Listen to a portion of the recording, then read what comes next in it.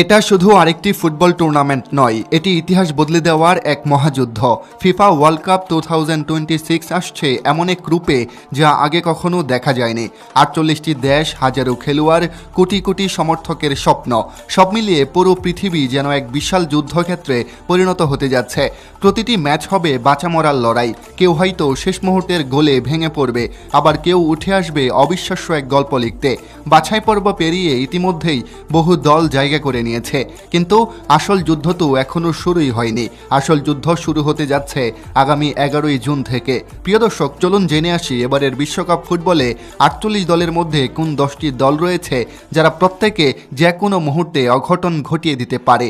আজকের তালিকায় রয়েছে 2026 বিশ্বকাপের সবচেয়ে পাওয়ারফুল 10টি দল, যারা প্রত্যেকেই সেরাদের সেরা। লিস্টে আপনার পছন্দের দল কোনটি তা অবশ্যই কমেন্ট করে জানাবেন, আর নতুন দর্শক হয়ে থাকলে সাবস্ক্রাইব করতে ভুলবেন না। Number 10, England.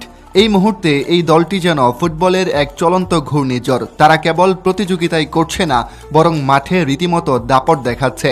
থমাস টুখেলের খোরদার কৌশলী বুদ্ধিতে ইংল্যান্ড দল এখন এক সুশৃঙ্খল এবং বিশ্বমানের এক শক্তিশালী মেশিনে রূপান্তরিত হয়েছে। বাছাই পর্বের দিকে তাকালে দেখা যায় এক অভাবনীয় চিত্র।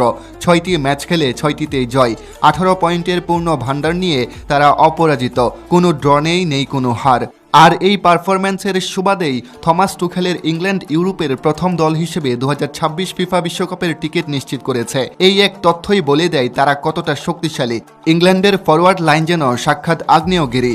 হ্যারি কেইন এবং ওলি ওয়াটকিন্স আক্রমণ ভাগের নেতৃত্বে রয়েছেন, যারা গোল করার ক্ষেত্রে অত্যন্ত ঠান্ডা মাথার এবং অপ্রতিরোধ্য।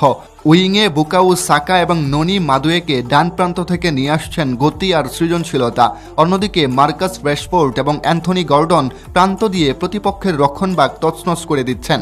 ইংল্যান্ডের এই আক্রমণ ভাগকে 10-এর মধ্যে 9 রেটিং দেওয়াই যায়, যা এক কথায় ক্ষিপ্র এবং নিষ্ঠুর। Number 9, Netherlands. ফিফার সর্বশেষ র্যাঙ্কিং অনুযায়ী নেদারল্যান্ডস এখন বিশ্ব ফুটবলের 6ষ্ঠ সেরা দল।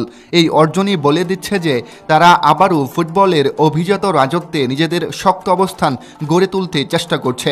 তবে ইতিহাসের পাতায় নেদারল্যান্ডসের নাম যেমন উজ্জ্বল, তেমনই কিছুটা আক্ষেপের। তারা কখনোই ফিফা বিশ্বকাপ জিততে পারেনি।